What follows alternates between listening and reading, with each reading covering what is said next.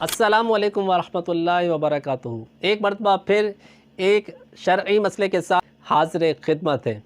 ہم مسلمان ہیں، مسلمانوں پر نماز فرض ہے، اور نماز کے فرض ہونے کے ساتھ ساتھ اس کے مسائل کو سمجھنا ہمارے لیے بے حد ضروری ہے۔ ویسے تو نماز کے بہت سارے مسائل ہیں، اس مسئلے کو آج ہم سمجھیں گے، وہ ہے مسافر کی نماز۔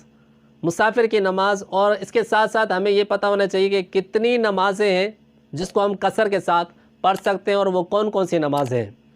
تو ہمیں سب سے پہلے تو یہ پتہ ہونا چاہیے کہ کون کون سی نمازیں ہیں کہ جس کو ہم نے قصر کر کے پڑھنا ہے۔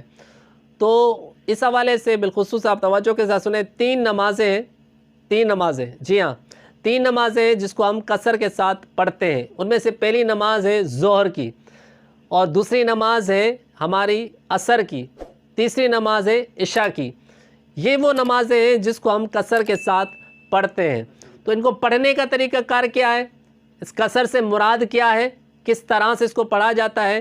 تو قصر اس طرح سے کی جاتی ہے کہ اگر کوئی مقیم ہوتا ہے اور وہ سفر پر روانہ ہو جاتا ہے تو اس کو کیسے قصر کرے گا؟ مثال کے طور پر کوئی مقیم سفر پر جاتا ہے تو وہ ظہر کی نماز کو 4 رکعت کے بجائے 2 رکعت کے ساتھ پڑھے گا۔ اسی طرح سے عصر کی نماز بھی 2 رکعت پڑھے گا، اسی طرح سے عشاء کی نماز بھی 2 رکعت پڑھے گا، اور ساتھ میں اس کے وتر وغیرہ مکمل پڑھے گا۔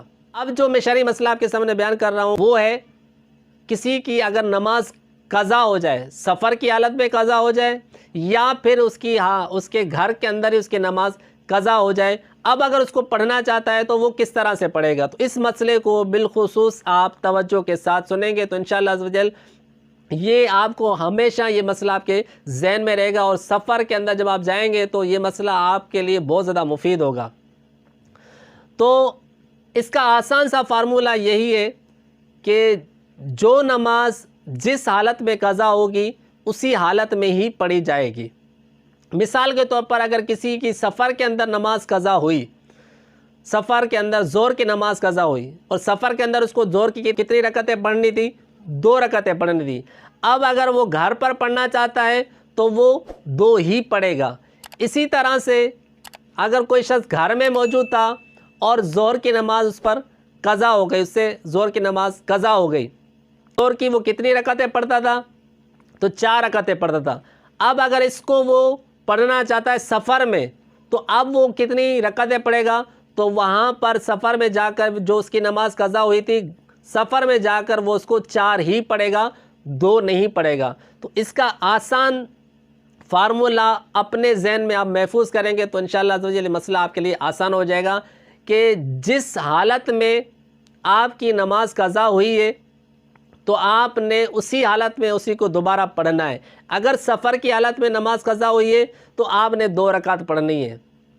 اگر آپ کی گھر کے اندر نماز قضا ہوئی ہے تو آپ اس کو سفر میں پڑھنا چاہتے ہیں تو آپ نے اس کو 4 رکعت کے ساتھ ہی پڑھنا ہے۔